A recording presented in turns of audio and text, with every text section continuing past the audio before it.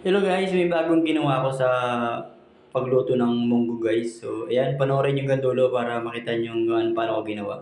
Una, magigisa tayo ng bawang sibuyas sa kamatis. So, gisa lang natin na maigi yan. Then, lagay natin ng sahog guys, yung laman ng baboy. Iniwa ko lang ng maliliit, yung napahaba. Then, timplahan natin ng patis.